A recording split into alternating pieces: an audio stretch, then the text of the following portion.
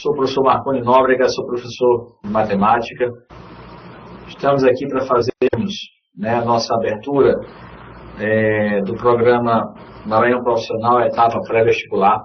E vamos tentar passar um pouco dos nossos conhecimentos aprendidos durante a nossa jornada como professor de matemática já há 17 anos. Bem, gente, inicialmente eu gostaria de fazer uma abordagem sobre o ensino da matemática, cobrada hoje pelos principais concursos do país e também, é claro, pelo Enem e vestibulares. A matemática de hoje é chamada matemática aplicada. Matemática essa que quando, vamos dizer assim, a maioria dos alunos hoje pela qual dou aula, eles já viram a matemática como matemática teórica e aplicada. Mas a matemática a sua evolução começou como matemática teórica, aquela que representava os conceitos, mas sem praticidade. Depois passou a ser chamada teórica e aplicada, onde você via a relação teórica para relacionar aquilo com a prática. E hoje a matemática é chamada matemática prática. Todos os conteúdos matemáticos de hoje, ele vem inicialmente com um tópico prático, para que da prática você relacione alguma teoria. E assim, nós estamos, na verdade, tendo uma relação de questões em que tem um contexto, sempre dá-se um contexto, em que você deve ter uma interpretação para poder extrair do texto informações matemáticas para relacionar em forma de equações. Bem, e o nosso trabalho vai ser justamente voltado para isso. Colocar a situação em que você vai extrair dos problemas matemáticos a relação em forma de equações para que possamos responder esses questionamentos. Gente, a matemática de hoje, desde as operações mais simples até as mais complexas, ela serve para que você responda apenas 3 questionamentos. Quando nós falamos em relação à matemática, a matemática, tudo que ela faz para você, com você relacione, vamos dizer assim, como todo e qualquer ciência, todas as operações matemáticas foram criadas de acordo com a necessidade. E qual foi a necessidade mais antiga que nós temos em relação à matemática? O processo de contagem. Tá? Então, esse é o conteúdo mais antigo da matemática que ainda hoje se desenvolve. Então, uma das perguntas que a matemática faz é perguntar quantos são. Isso relaciona os tópicos que relacionam a contagem, como, por exemplo, noções de estatística, análise combinatória, relações que envolvem probabilidades, as próprias funções, grandezas proporcionais, porcentagem e assim por diante. Uma outra necessidade humana foi em relação a medidas. Mediu-se o tamanho de um segmento, media-se o tamanho de uma superfície, media-se a capacidade de um sólido, dentre outros. E aí nós fomos criando a relação métrica, em que a outra pergunta que a matemática não faz é quanto mede. E hoje, de uma forma assim mais atual, foi criada uma outra pergunta na matemática, já voltado para a relação da matemática financeira, a pergunta de quanto custa.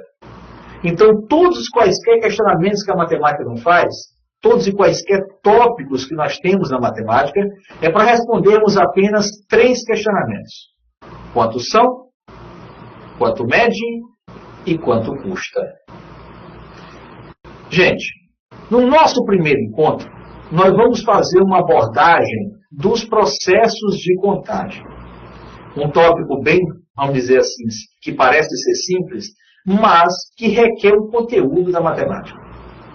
Se vocês observarem uma reportagem da Veja deste ano, que fala sobre o raio-x do Enem, onde se coloca todos os conteúdos abordados desde 2009 para 2011, vocês vão observar que um dos conteúdos que é mais cobrado, que chega a ser a 70% dessas três provas, seria as técnicas de contagem.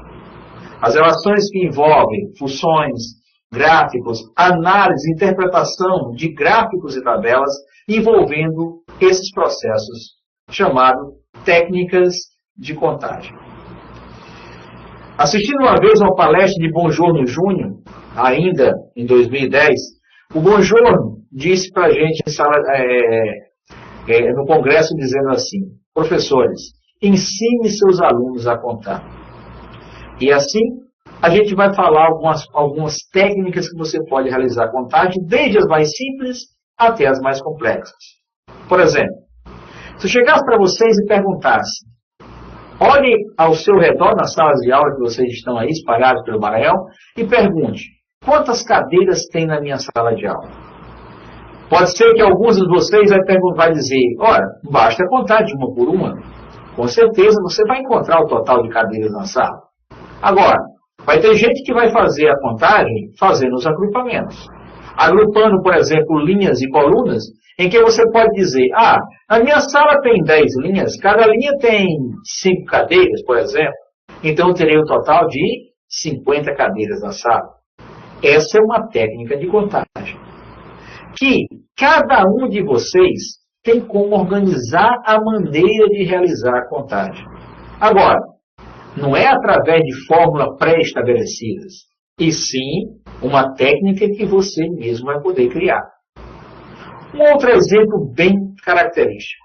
Eu não sei se acontece com vocês aí onde vocês moram, mas comigo de vez em quando eu sou pego numa relação que, como professor de matemática e muito, vamos dizer assim, como sou especialista na área de estatística, sou muito preocupado com essa relação de como se desenvolvem esses processos, ou técnicas, vamos dizer assim.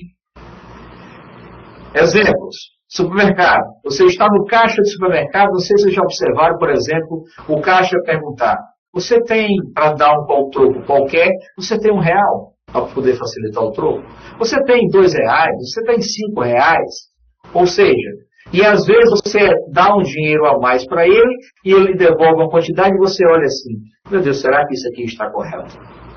Uma vez indagando sobre um desses caixas, eu perguntei, qual foi a operação que você chegou para fazer, para me devolver esse troco? Ele então disse, olha, eu fiz isso. Ou seja, aquela técnica desenvolvida por ele para passar troco não tem relação matemática, vamos dizer assim, que comprove aquilo por equação.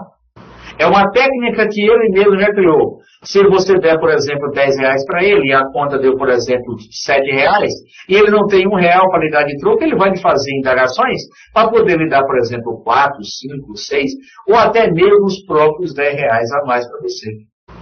De forma que ele desenvolveu a técnica porque é uma coisa que ele trabalha com ela todos os dias. Então você desenvolve. Citando outros exemplos. Por exemplo, se eu chegasse para vocês e chegasse aí na sala de aula e eu chegasse com um balde cheio de petecas, bola de gude, vamos dizer assim, e pedisse para vocês me respondessem quantas petecas ou bola de gude tem dentro desse balde. Ora, eu não aceitaria que vocês contassem de uma por uma. Como é que vocês fariam, então, para tentar realizar essa contagem? Ora, professor, a gente poderia relacionar as petecas numa área. Mas só que o balde é um sólido. E sólido tem o quê? Volume. Sólido é uma figura geométrica que tem 3 grandezas. Você tem comprimento, largura e altura. Portanto, você está diante de um sólido. Então, para mim calcular aproximadamente quantas esferas tinha nesse balde, eu poderia simplesmente calcular o volume do balde e, em seguida, calcular o volume da esfera. Logo, faria a divisão, então, do volume do balde pelo volume da esfera, que nós iríamos, então, encontrar quantas esferas tinha no balde. Ou petecas, vamos dizer assim. O que a gente está tentando passar aqui para vocês, gente, é que, mais uma vez falando, todos os tópicos ou conteúdos que a matemática criou até hoje foi para responder apenas esses 3 questionamentos. Ou a matemática vai lhe perguntar quantos são, ou ela vai lhe perguntar quanto mede, ou ela vai lhe perguntar quanto custa. Tá? E é com essas 3 perguntas que nós então vamos desenvolver o nosso curso do Maranhão Profissional, etapa pré-vestibular. E falaremos hoje dos princípios ou técnicas de contagem, não nos tópicos da análise combinatória, e sim nas técnicas de agrupamento. Tá? Gente, vamos para o quadro. Vamos fazer aqui uma abordagem inicialmente histórica do que nós chamamos de técnicas de contagem. A contagem, quando ela foi inventada, vamos dizer assim, que é um dos tópicos mais antigos da matemática, foi quando a matemática foi difundida, foi a partir dos mecanismos de contagem. Quando a contagem foi inventada, né, ela foi inventada através de uma relação. Relacionava-se um objeto a outro objeto. Por exemplo, vamos dar exemplo aqui de gravura de pastores, aquelas pessoas que cuidavam de ovelhas no tempo antigo. Esses pastores, essas gravuras, vamos dizer assim, ela tem 2 períodos. Tem 2 tipos de gravuras. Existem gravuras que vocês vão observar que os pastores estão com sacos amarrados a ele, que na verdade esses sacos serviam para guardar pedras. É o que eles faziam, na verdade, para fazer a sua contagem. Ele relacionava cada pedra a uma ovelha. Ou seja, relacionando pedra a ovelha, se ele quiser saber que estivesse faltando, por exemplo, ovelha, com certeza dentro do saco dele ia sobrar pedras. Mas é claro, nesse momento ele já queria, na verdade, fazer agrupamento dos seres. E foram encontrados em sacos pedras maiores que outras. É como se ele já tivesse, na verdade, querendo encontrar um padrão de agrupamento. Mas esse padrão não foi difundido.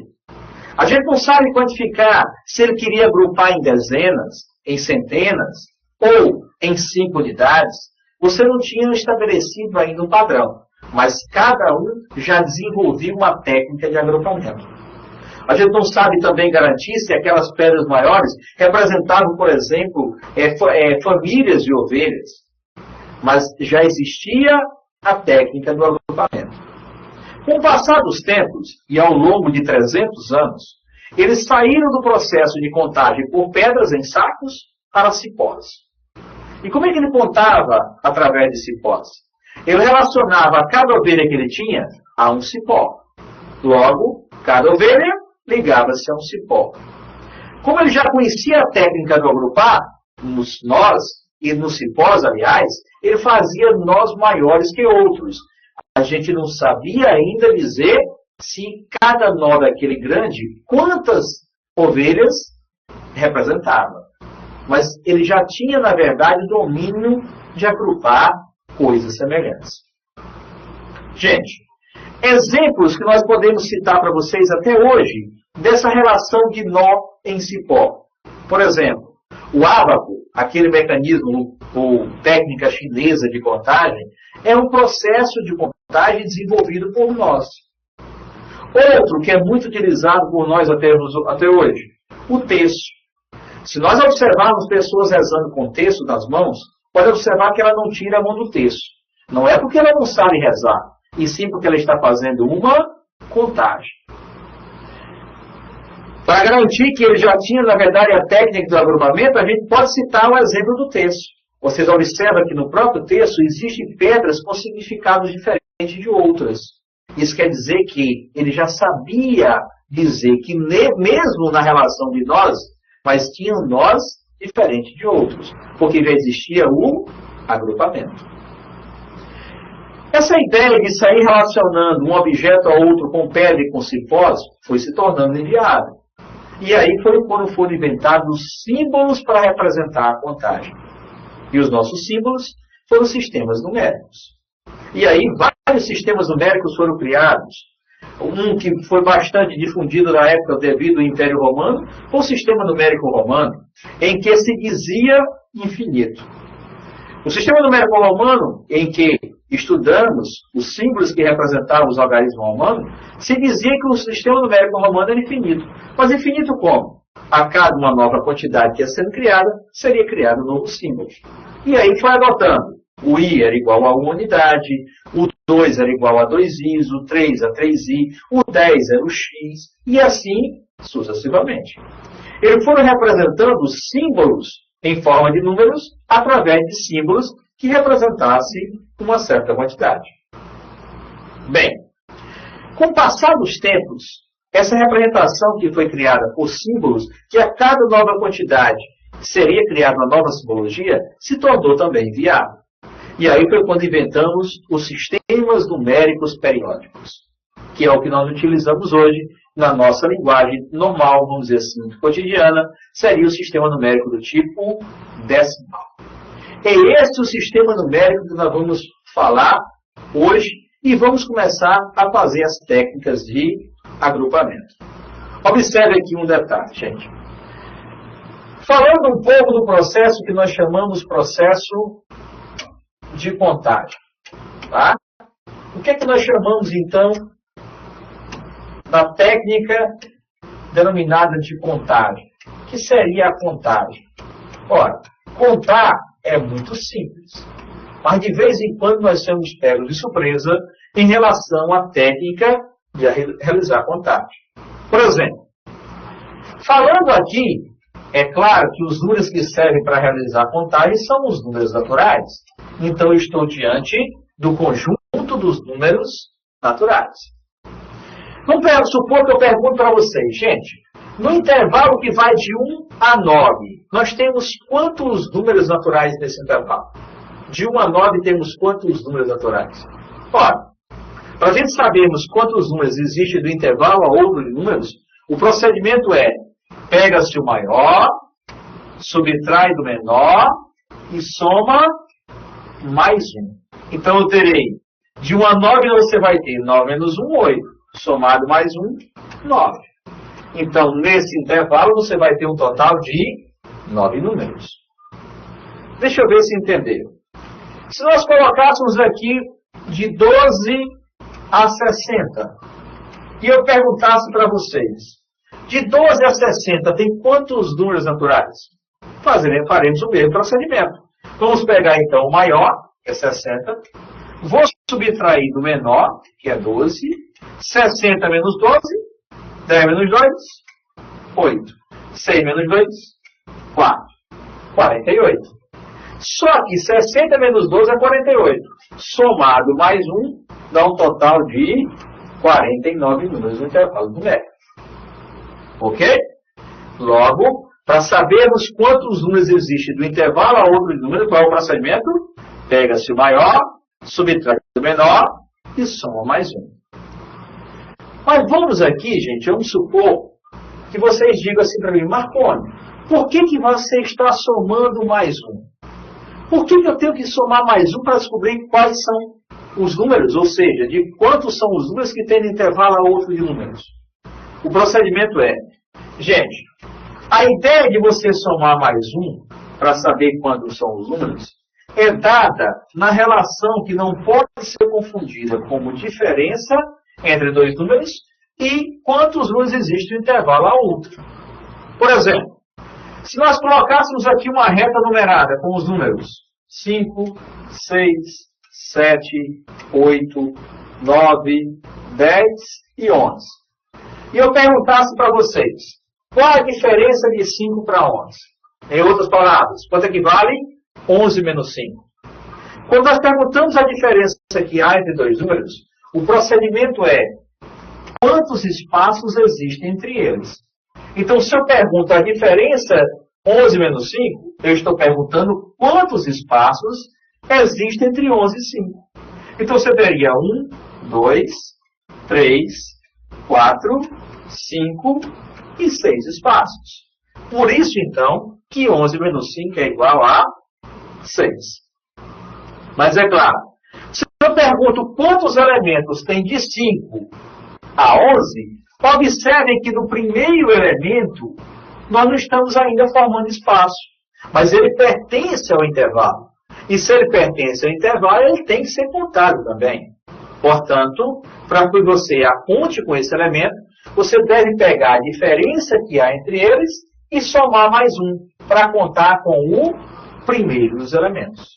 Assim, você está, na verdade, fazendo o cálculo e descobrindo quantos são os elementos de um a outro número. Entendido? Ok.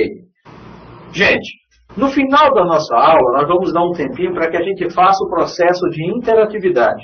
Portanto, é importante que as dúvidas que forem surgindo, que vocês façam as anotações e no final da aula a gente tenta resolver todas elas. Ok?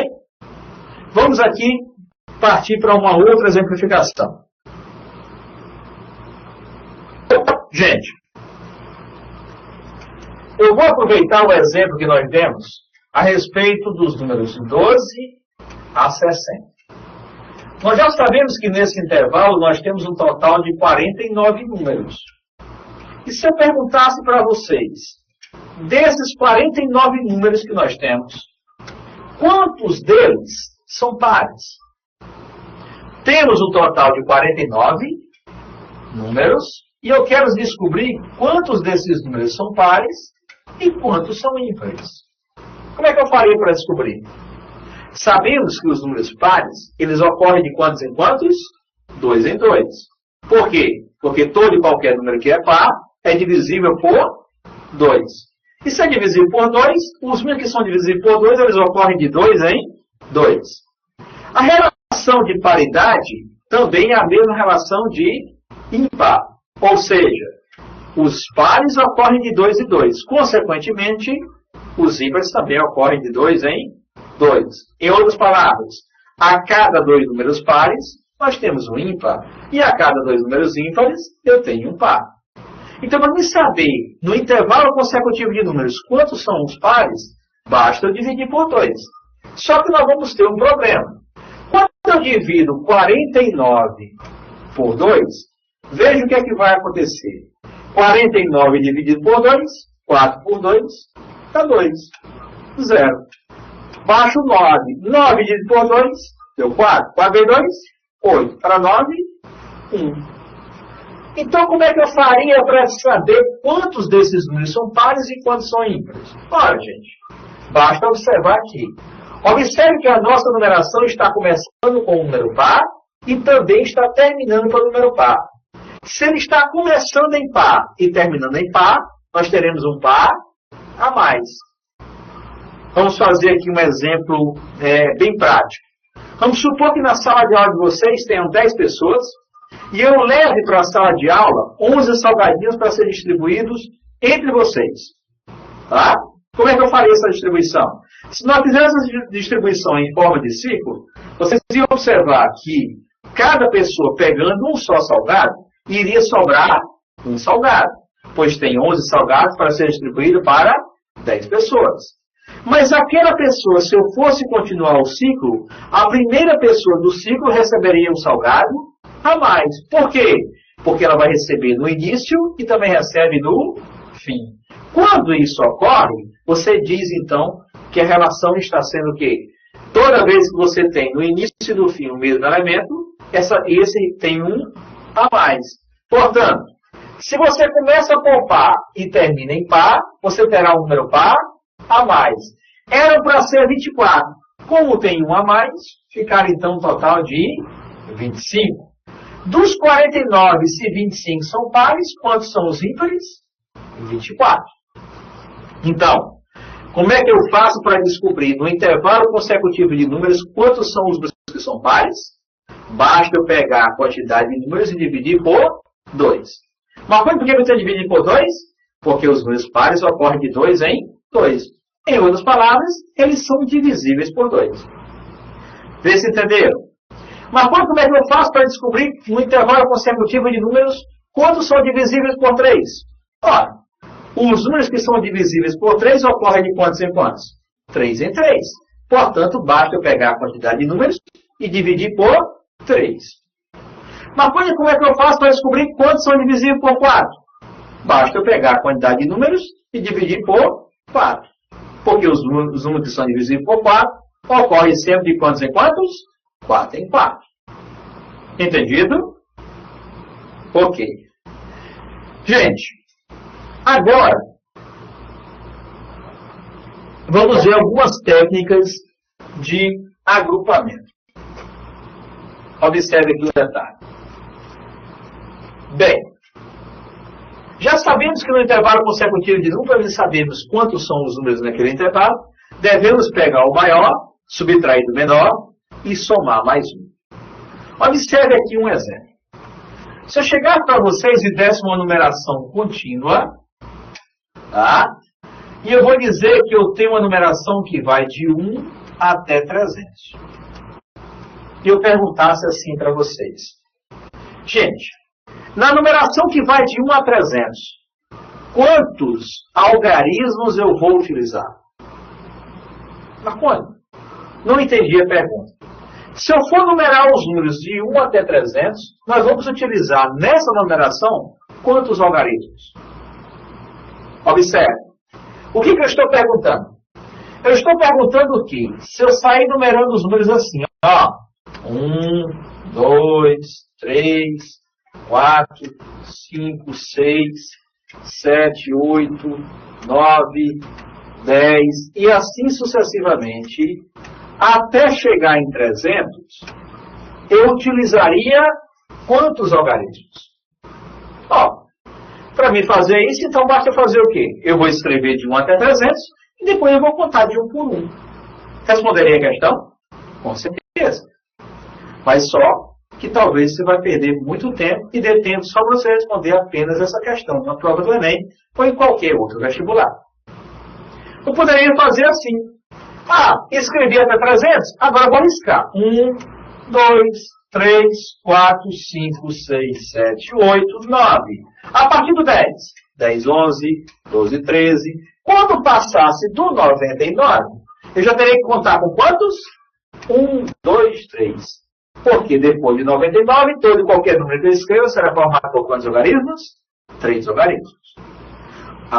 Mas nós vamos perder muito tempo. Com certeza. É por isso que, em relação à contagem, vocês vão ter sempre que se lembrar. Toda vez que vamos realizar uma contagem, nós temos duas formas de realizar a contagem. Ou você conta somando, ou você conta multiplicando. E como é que eu faria para contar esses algarismos por multiplicação? Basta saber agrupar. Já que a soma é uma técnica de agrupamento. E como é que eu faria, então, para agrupar esses números? Ora, eu vou agrupá-los naquilo que eles têm em comum. Se eu quero contar os algarismos, eu poderia agrupá-los assim, gente. Eu vou agrupar, por exemplo, os números que estão no intervalo de 1 a 9. Ora, por que está agrupando de 1 a 9? Porque no intervalo de 1 a 9, todo e qualquer número que eu escreva será escrito por quantos algarismos? Apenas um algarismo. Portanto, eu posso, então, agrupá-los no intervalo que vai de 1 a 9. Aí eu posso contar assim, ó como fica fácil, gente. De 1 a 9, nós já sabemos que eu tenho quantos números? 9. Como é que eu faço para descobrir? Pega-se o maior, subtrai do menor e soma mais 1. Então, nós temos de 1 a 9 um total de 9 números. Cada um desses 9 números será escrito por quantos algarismos nesse intervalo? Só 1. Então, você multiplica por 1. Então, nesse intervalo, nós vamos ter um total de 9 algarismos escritos. Gente, mas a minha numeração vai até 300. Então, eu vou ter que escrever mais números. Agora, vamos agrupar os números formados por 2 algarismos. E eles vão estar no intervalo que vai de 10 até 99. E vamos fazer de novo a pergunta. De 10 a 99 tem quantos números? Mesmo procedimento. 99 menos 10, 89. Mais 1, 90. E cada um desses 90 será escrito por quantos? Por 2. Então, multiplicamos por 2. que vai dar um total de quantos algarismos? 180 algarismos escritos nesse intervalo. Até aqui nós já escrevemos quantos? 9 mais 180, 189. Mas eu vou escrever até 300. Então, vamos escrever agora o nosso último intervalo. E esse intervalo vai estar de 100 a 300. E perguntamos novamente. De 100 a 300 tem quantos números? 300 menos 100, 200. Mais 1, 201. Cada um desses 201 números, formado por quantos algarismos? 3, que vai dar um total de 603 algarismos nesse intervalo. Para sabermos, então, quantos algarismos foram utilizados, basta agora somar. Eu vou somar, então, os nossos algarismos. Ó, somando aqui, gente, 9 mais 0, 9. Mais 3, 12 vai 1. 8 mais 1, 9. Mais 0, 9. 1 mais 6, 7. Portanto, na numeração que vai de 1 a 300, nós utilizamos um total de quantos algarismos? 792 algarismos. Ou seja, agrupamos, pegamos uma técnica de agrupamento e em relação à contagem de elementos, agrupamos números formados pela mesma quantidade de algarismos para encontrarmos o total de algarismos escritos no intervalo de 1 a 300. Ok? Entendido? Quem quiser fazer a anotação de alguma coisa, esteja à vontade. Pronto. A questão dizia o seguinte. A administração do prédio de uma prefeitura decidiu numerar todas as portas do prédio, começando com 1 e de 1 em 1 até a última porta. O pintor que fez o serviço cobrou 50 centavos por cada algarismo pintado. E no final do serviço recebeu o total de R$ 193,50. Nessa situação, o número de portas que o prédio da prefeitura tinha é igual a... Gente, vamos extrair aqui os nossos dados. Ele diz que a numeração começa com 1 e vai de 1 em 1. Então você vai numerar 1, 2, 3, 4, 5 e assim sucessivamente. A questão está nos informando aqui o valor que ele cobrou por cada algarismo pintado, 50 centavos. E também está informando o total que ele recebeu após pintar todos os algarismos, R$ 193,50. E a questão está lhe perguntando quantas são as portas que tem na prefeitura. Ou seja, ele nos dá a pintura por cada algarismo, nos dá o valor total que recebeu após pintar todos os algarismos, em números formados de 1 em 1 e a partir de 1. Ora, o que eu tenho que fazer inicialmente? A primeira coisa que nós devemos fazer é encontrar quantos algarismos ele pintou. Como é que a gente faz para descobrirmos isso? Ora, se cada algarismo foi pintado por 50 centavos e ele no final recebeu R$ 193,50, para mim saber quantos algarismos ele pintou, basta fazer a divisão. R$ 193,50 dividido por 50. Por exemplo, se eu tivesse gasto R$ 40 com laranja e eu dissesse que cada laranja custava R$ 2, para mim saber quantas laranjas eu adquiri, basta eu pegar o valor total, que é 40, e dividir por 2, que é o valor de cada laranja. Eu terei um total de 20 laranjas. A mesma coisa. Se nós recebemos um total de R$ 193,50 por uma quantidade de algarismos que foram pintados, e você tem que cada algarismo foi pago R$ 50 por algarismo, para sabermos quantos algarismos nós pintamos, basta eu pegar 193,5 e dividir por 0,5. Agora observe um detalhe. Devemos então aqui dividir 193,50 por 50. Gente, se nós dividirmos R$ 193,50 dividido por 0,5, o que é 0,5? É a mesma coisa que 1 sobre 2. Tá? Então, 193,50 dividido por 0,5, quem é 0,5? É a mesma coisa que 1 sobre 2. Aqui nós estamos diante de uma divisão entre frações. Como é que nós dividimos frações? conserva a primeira e multiplica pelo inverso da segunda. Quem é a primeira fração? 193,50. Então, 193,5. Multiplicar pelo inverso da segunda. Quem é a segunda? 1 sobre 2. Se é o inverso dela, vai ficar, então, vezes 2. Aqui vamos ter um total, então, de 387 algarismos que foram pintados. Então, nós temos agora o total de 387 algarismos que foram pintados. Pintados em números formados a partir de quem? Do número 1. Para me saber quantas foram as portas que foram pintadas, basta agora eu encontrar, no total de algarismos que nós temos para preencher ou para pintar, qual o número que, quando encontrado eles, vai dar esse total de algarismos. Então, vejamos.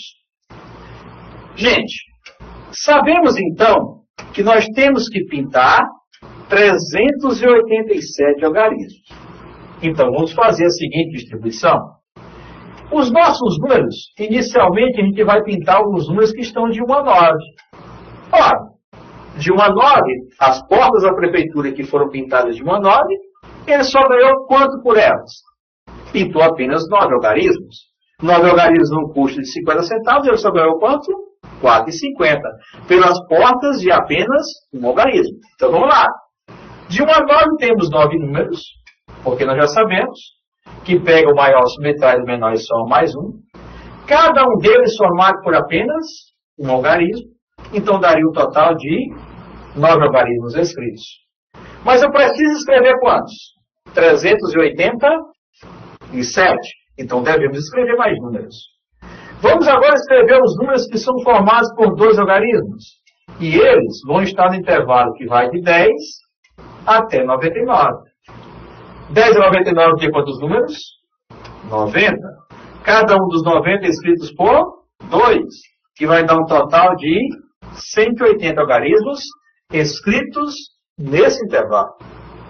Mas, até aqui nós já escrevemos quantos? 9 mais 180, 189. Só que eu preciso escrever quantos?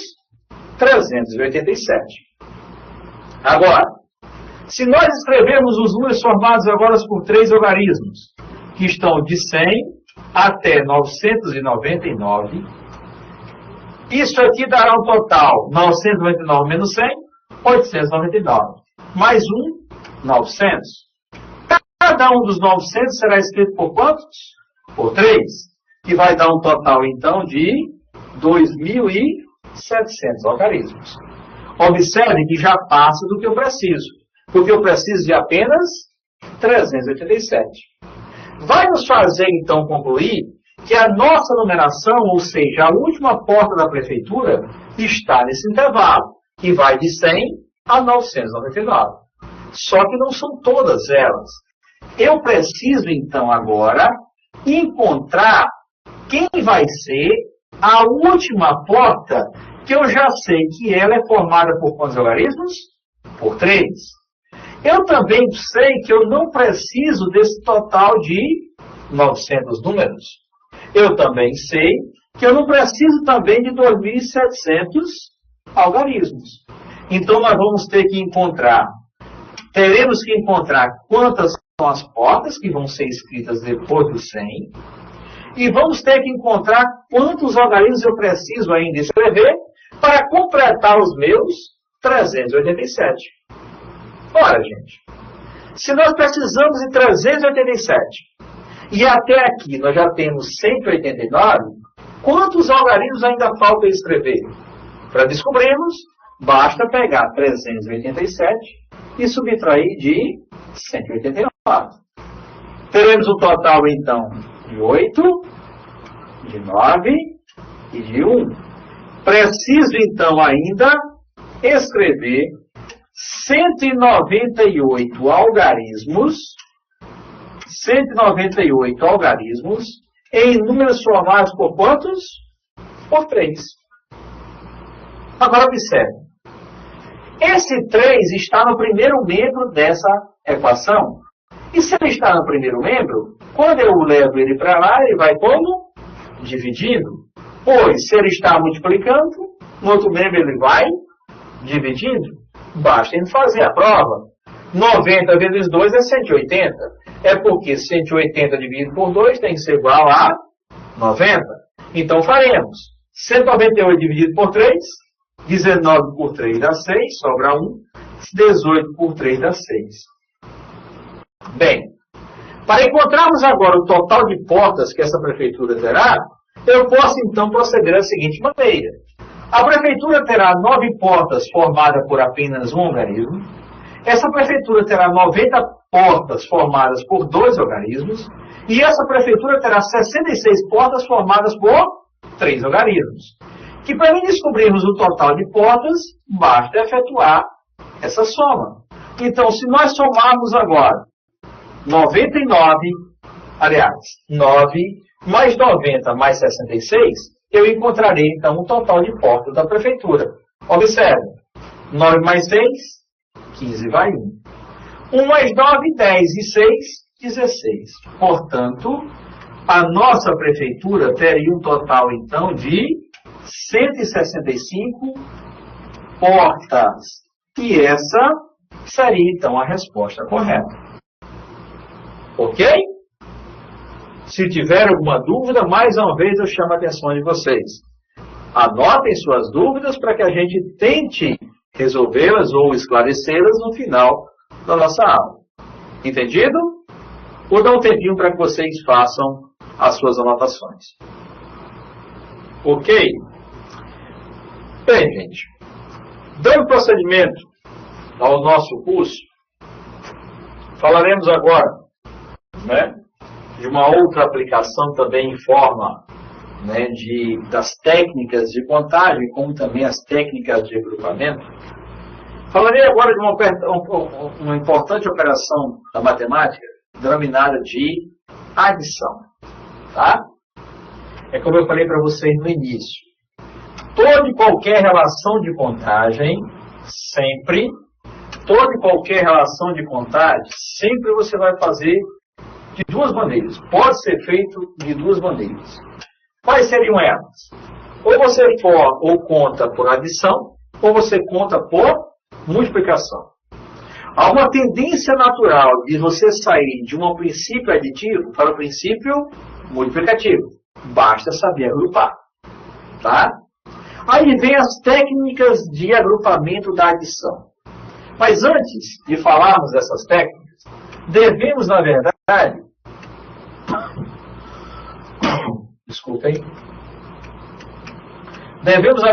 sabermos o que é que nós chamamos de adição. O que é adição? Gente, quando nós aprendemos a somar, não somente somar, subtrair, multiplicar e dividir, nós fizemos pela prática, mas muitos de nós esquecemos o conceito do que é adicionar. Por exemplo, foi nos ensinado que 3 mais 2 era igual a 5. Ok? Agora, são poucos que sabem por que 3 mais 2 é 5. Tá? Depois que nós aprendemos a somar com números, apareceram símbolos matemáticos. Por exemplo, 1 quadrado mais 1 quadrado. Todos nós sabemos que é igual a 2 quadrados. Sem nenhuma dificuldade. Mas os símbolos matemáticos, eles apareceram para dar pré-requisito para a incógnita. E aí foi quando apareceu o x. E aí foi perguntado, quanto equivale então x mais x? Todo mundo vai dizer que é igual a 2x. Foi dito então que aprendemos a somar, pois somamos com números, com símbolos e com letras. Os avaliadores sabem da nossa deficiência. E aí, gente, foi cobrado uma prova da UESP, a Universidade Estadual do Piauí, em seu vestibular, a seguinte indagação. Ela dava uma relação teórica, mas o princípio baseava-se apenas nisso.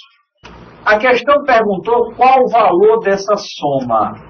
Quanto equivale 3 elevado a x, mais 3 elevado a x, mais 3 elevado a x?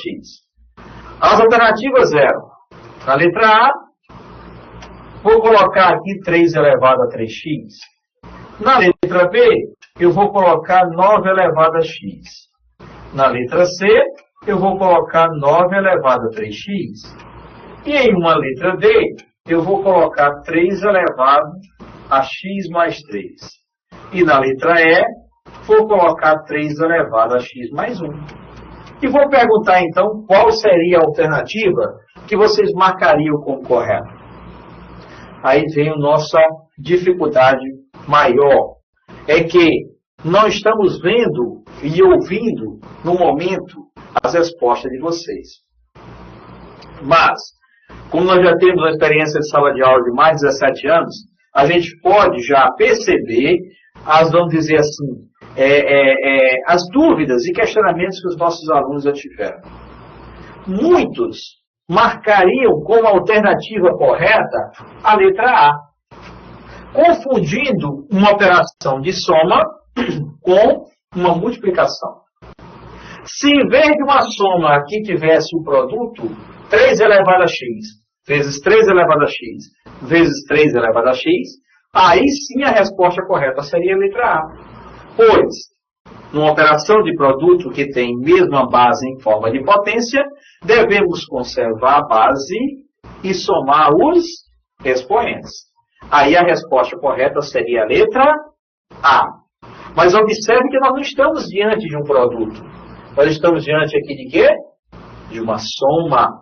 E diante de uma soma, eu não posso simplesmente conservar a base e somar os expoentes. Agora, a alternativa que vai responder corretamente é você observar o que, na verdade, nós chamamos de soma. Aí vem o conceito. O que é somar? Faça a pergunta. O que é soma? Gente, aí você às vezes cai na redundância. Para professor, somar é adicionar. E o que é adicionar? É somar. Olha a redundância que é criada. Ah, não, professor, somar é agrupar. E o que é agrupar? É somar. Ah, não, professor, somar é mais. E o que é mais? É somar. Ou seja, nós ficamos nessa redundância, mas não sabemos o conceito do que é soma. O que é soma? Concordo, é adicionar. Concordo, é agrupar. Concordo, é juntar. Mas juntar o quê? Agrupar o quê? Adicionar o quê? Por exemplo, será que eu poderia somar um quadrado mais um triângulo? Eu poderia juntá-los? Quanto é que vale um quadrado mais um triângulo? É impossível somá-los. Será que eu poderia somar x mais y? É impossível também somar x mais y. Por quê? Porque eles não são semelhantes. Mas eu posso somar, por exemplo, uma cadeira mais uma cadeira. Por que eu posso? Porque eles são semelhantes. Aí você utiliza técnicas de agrupamento. Por exemplo, se nós fizermos aqui essa operação agora, através de uma operação em que eu tornasse esses elementos conhecidos, como por exemplo, veja como ficaria fácil de eu perguntar para vocês assim, ó gente, quanto é que vale aqui uma bola, mais outra bola, mais outra bola? Quanto é que vale uma bola, mais outra bola? Olha, uma coisa que ficou fácil. Uma bola, mais outra bola é igual a 3 vezes a bola. Só que a minha bola tem nome. Como é o nome dela? 3 elevado a x. Então está aqui ela. Bem, agora sim. Observe que eu transformei uma soma em uma multiplicação. Através da técnica de agrupamento. Que diz que coisas semelhantes, pega-se uma delas e multiplica pela sua quantidade. Por exemplo, eu tenho 10 cédulas de 50 reais. Quanto é que eu tenho? 500 reais. Como é que eu faço? Agrupo o valor de uma só, e multiplico pela quantidade. É por isso que os caixas, ou de supermercado, ou de qualquer comércio, os caixas eles são separados, as suas gavetas são separadas por espaços, para se colocar cédulas iguais. Para que você utilize a contagem através de agrupamento. Cédulas iguais. Pega-se elas, multiplica o valor de uma pela quantidade que aparece. Então, gente, Foi o que fizemos. Uma bola mais outra bola mais outra bola é 3 vezes a bola. Como a minha bola tem nome, é 3 elevado a x. Agora sim, eu observo que eu estou diante aqui de uma operação de multiplicação de potência de mesma base, que subtende dizer que o expoente desse 3 aqui é 1. Ó. Logo, isso aqui seria igual, então, a 3 elevado a x mais 1, que nos daria como resposta correta a letra E. Ok? Entendido? Se tiverem dúvida, não esqueçam.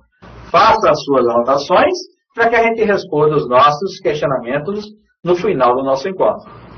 Resolvendo o questionamento de um dos nossos alunos que mandou via chat uma informação de por que não ficou 9 elevado a x e sim 3 elevado a x mais 1.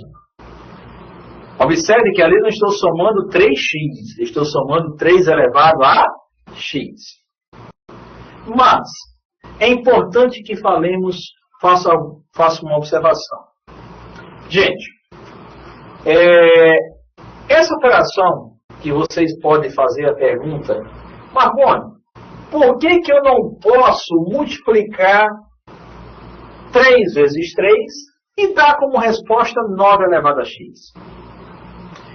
Vocês devem ter passado por uma série que a gente conhece no ensino da matemática como o bicho-papão ou a pior série no ensino da matemática da vida de vocês.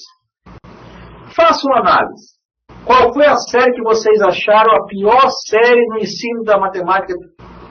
Aquela que vocês passaram assim, como a gente diz popularmente, na rabada.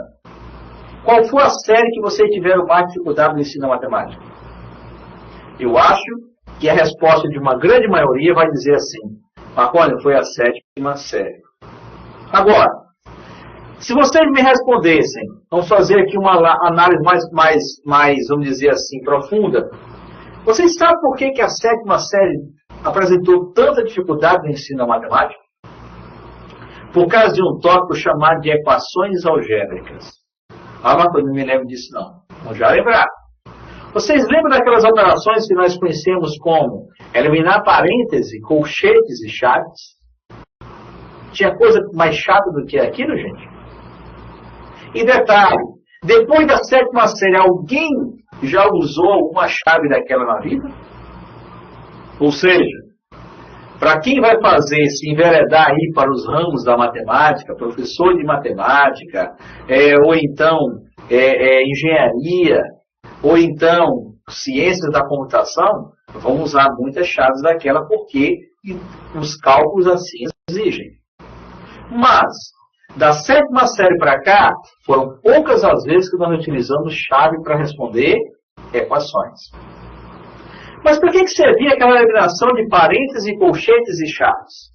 Elas serviam justamente para dar uma indicação que na matemática existem operações que têm prioridade sobre outras. Por exemplo, sabemos que a multiplicação nós temos aqui uma equação algébrica. Pois, temos duas operações. Eu tenho o produto e tenho a potência. E diante de uma multiplicação e de uma potência, se faz primeiro o quê? A potência. Para depois fazermos a multiplicação. Então, não podemos multiplicar pela regra da prioridade. Primeiro se faz a potência para depois fazermos o produto desses números. Ok? Ficou claro agora? A mesma coisa acontece, por exemplo, se eu tivesse uma operação que nós tivéssemos assim, olha, tivesse assim, ó, 3 menos 2 vezes 3. Ora, estou diante de uma expressão numérica. Essa expressão numérica é porque aparecem quantos símbolos matemáticos? 2. Diante de 2 símbolos matemáticos, estamos diante de uma expressão. E diante de uma expressão numérica, nós devemos obedecer os critérios de prioridade. Que critérios são esses? Entre a subtração e a multiplicação, se faz primeiro o quê? A multiplicação. Então aqui você teria assim, ó, 3 menos 2 vezes 3, 6. 3 menos 6, a resposta é menos 3. Ok? Então, não podemos multiplicar aquele 3 por causa que a potência exerce prioridade sobre a multiplicação. Entendido? Agora, diante então das técnicas de agrupamento, chegamos a uma importante propriedade ainda da adição, propriedade essa conhecida como propriedade distributiva da adição. O que ela nos garante? Gente, falo para vocês, todos nós vimos a propriedade distributiva e a propriedade associativa da adição lá no ensino infantil, ou ensino fundamental menor, ou primário. Tá? Vocês devem ter visto essas duas propriedades da adição, propriedade distributiva e propriedade associativa. Só que elas aparecem assim. Elas aparecem lá no ensino infantil, ou fundamental menor, e voltam a aparecer com outro nome no ensino médio. A maioria de vocês vão lembrar não da propriedade distributiva, mas sim da outra forma que ela vem aparecendo no ensino médio. Quando? Gente, vamos supor que eu tenha aqui uma distribuição numérica assim. Ó, vamos colocar aqui os números 5, 10, 15, 20 e assim por diante. E se eu perguntasse para vocês, gente, quem é que vai aparecer na 100ª posição da nossa distribuição numérica? Ora, Marconi, isso aí é uma PA. O que é PA? Progressão aritmética. Então, para me calcular isso aí, basta calcular o termo geral da PA, que no caso seria dado pelo A100. O A100 seria igual ao A1 mais 100 menos 1 vezes a razão. Pois o termo geral da PA é dado por AN, que é igual ao A1 mais N menos 1 vezes R. Agora, mas quer dizer que então você já está falando de PA para a gente? Estou não. Eu estou dizendo que isso antes de ser PA é uma propriedade da adição conhecida como propriedade distributiva. O que ela nos garante? Se nós temos uma distribuição numérica em que a diferença entre os números consecutivos sempre permanece constante, é porque nós estamos distribuindo o número por uma constante. E para descobrirmos todo e qualquer número dessa sequência numérica, o procedimento é bem simples, gente. Ó, pegamos as posições do número e numeramos elas. Por exemplo, primeira, segunda, terceira e quarta posição. Vou pegar, então, a diferença entre esses números consecutivos, tá? Ou seja, se eu estivesse falando aqui de PA, estaria calculando a razão da PA. Então, pego a diferença dos consecutivos. 10 menos 5? 5. Observo se a diferença se mantém para as outras posições. 15 menos 10? 5. 20 menos 15? 5. A diferença se manteve. Portanto, você está distribuindo esses números por uma constante. E para encontrarmos todo e qualquer número dessa sequência, o procedimento é: pegamos então esse número, tá? Que é a diferença entre os consecutivos, e vamos multiplicar pela posição de cada um. Veja o que é que vai acontecer, gente. Ó, 5 vezes 1, 5. Observe que foi igual ao primeiro dos números. Se for igual ao primeiro, todos os outros têm que ser iguais. Portanto, 5 vezes 2, 10. 5 vezes 3, 15. 5 vezes 4, 20. E assim sucessivamente. Portanto, quem vai estar na nossa 100ª posição será dada por quem? Pelo produto da diferença dos consecutivos pela posição. 5 vezes 100, 500. Pois esse então vai ser o número que vai estar na 100ª posição. Entendido? Ok? Agora, vamos supor que vocês façam a seguinte indagação. Marconi, isso só dá certo quando você faz a diferença e o produto da diferença pela posição deles vai ter sempre que ser igual? Eu vou dizer, não. A propriedade distributiva da adição, gente, ela vai bem mais além.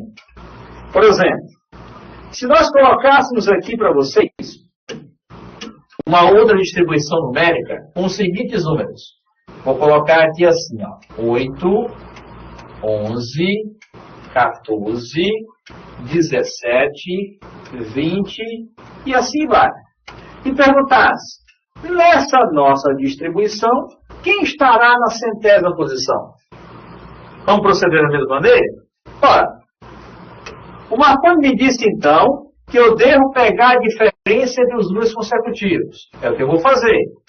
Então, eu vou pegar 11 menos 8. Vou ver que isso aqui será igual a 3. O Marconi também pediu para que eu colocasse a numeração dos nossos números. Primeira, segunda, terceira, quarta e quinta posição. Depois de numerar as posições e fazer a diferença dos números consecutivos, nós vamos então ter que verificar se a diferença se mantém. 14 menos 11, 3. 17 menos 14, 3. 20 menos 17, 3. Ok? A diferença se manteve. Portanto, para nós encontrarmos agora todo e qualquer número da nossa sequência, o que é que devemos fazer? Pegamos a diferença dos números consecutivos e vamos multiplicar pela posição de cada um deles. Quanto é que vale 3 vezes 1? Sabemos que é igual a 3. Ah, Marconi, deu um problema aqui, ó. Quando você multiplicou 3 vezes 1, deu 3. E aqui tem quem? Tem 8. Ah, gente, então está com problema. Tá não? Aí eu vou fazer a pergunta para vocês. O que vocês devem fazer em 3 para fazer com que ele se torne igual a 8? Para que eu faça com que 3 se transforme em 8, o que eu tenho que fazer? Somar mais 5. Então, todos os outros, você vai fazer a mesma coisa. Você vai multiplicar a diferença pela posição deles e vai adicionar mais 5. Veja o que acontece. 3 vezes 2, 6. Mais 5, 11. 3 vezes 3, 9. Mais 5, 14. 3 vezes 4, 12. Mais 5, 17. 3 vezes 5, 15. Mais 5, 20. Então, quem estará na centésima posição? 3 vezes 100, 300. Mais 5, 305. E esse, então, o número que deve aparecer na centésima posição da nossa sequência numérica. Entendido, gente? Está entendido? Ok. Fizemos um exemplo aí para igual. Fizemos um exemplo quando deu para mais. Agora vamos verificar um exemplo quando dá para menos. Observe. Gente, se nós adotássemos aqui agora os números assim, ó. 2. Vou colocar aqui 2. Só um minuto.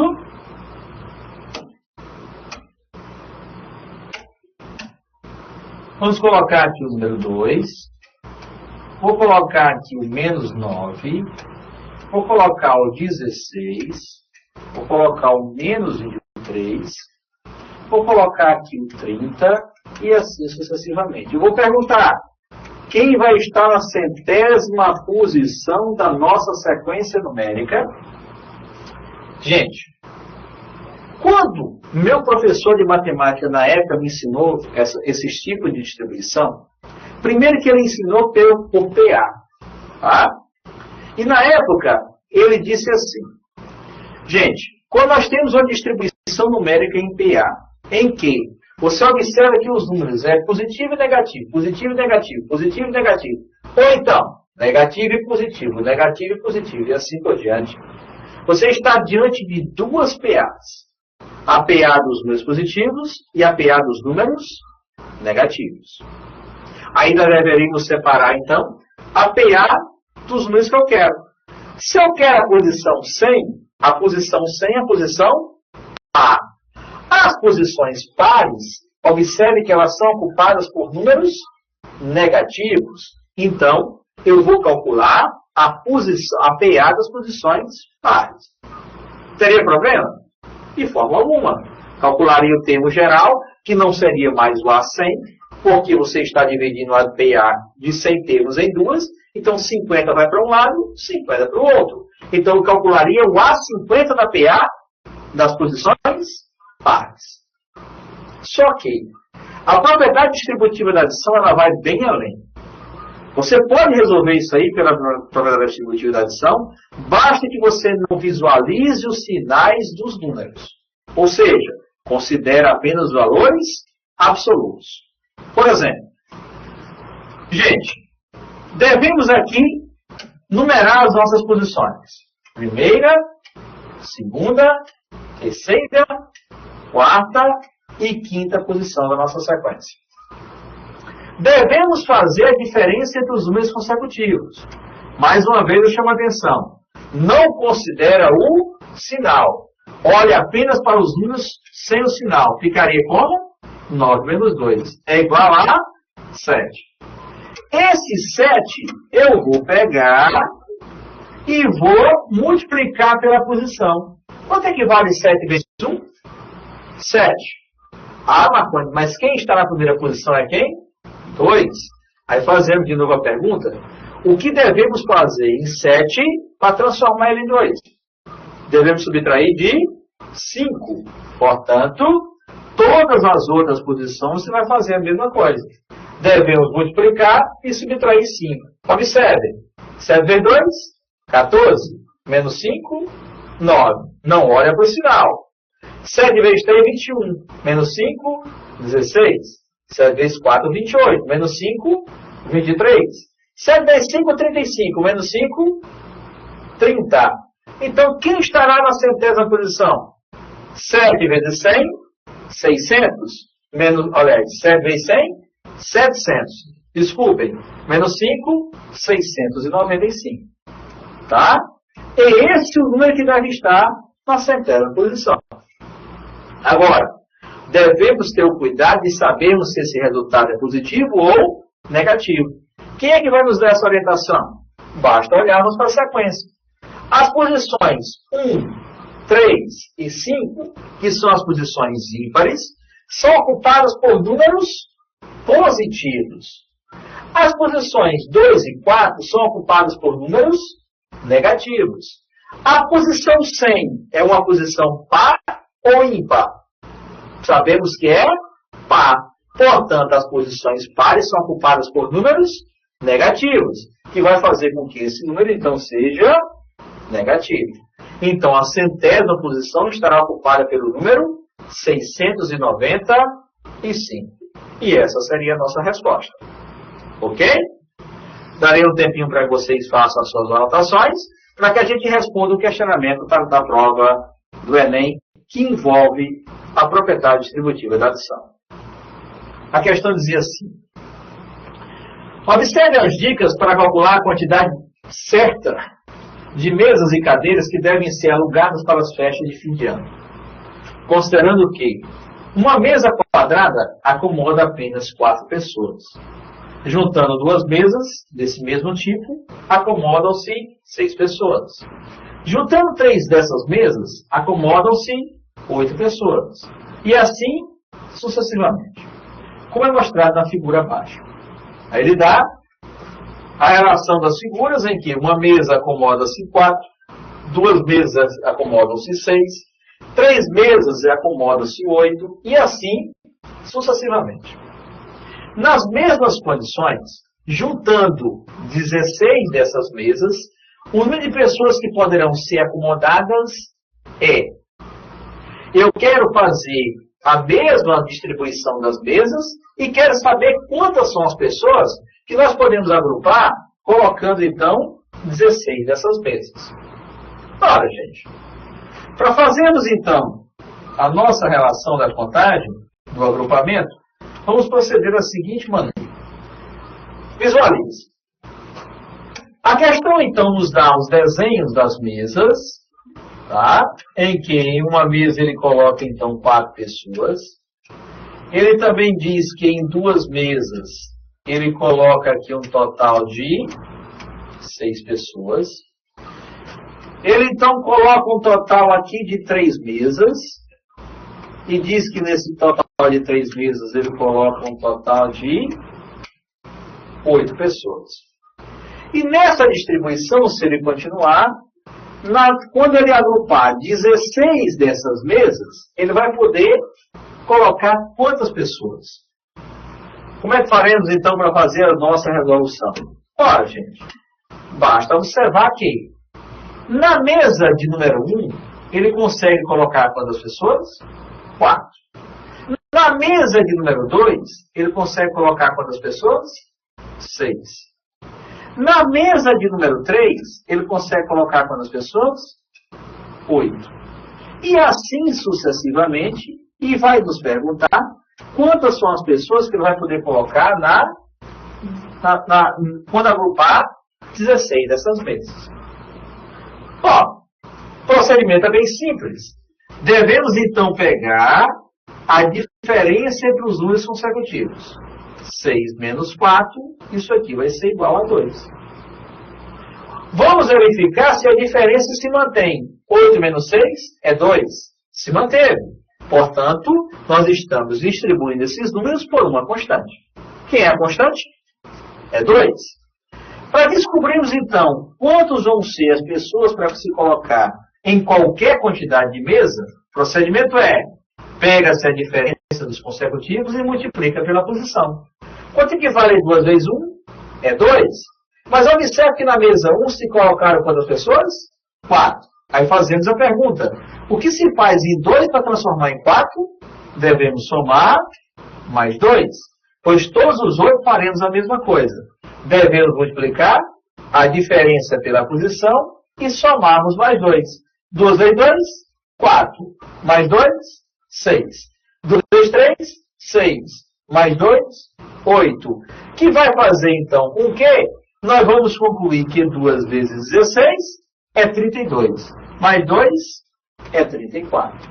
E essa então será a nossa resposta correta. Para um total então de 16 mesas, devemos então agrupar um total de 34 pessoas. Ok?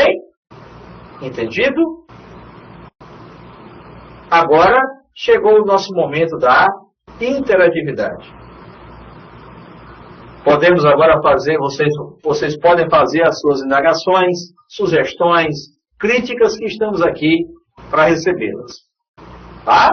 Gente, assim nós finalizamos a nossa aula de hoje. Lembrando a vocês que na quinta-feira estaremos juntos novamente a partir das 8h30 até as 22h30. E espero que vocês tenham gostado. E no nosso próximo encontro vamos dar continuidade a essas operações. Falando um pouco da propriedade associativa da lição e entrando na importante relação que envolve a multiplicidade e divisibilidade. Agradeço a todos, tenham uma boa noite e até quinta-feira. Até mais.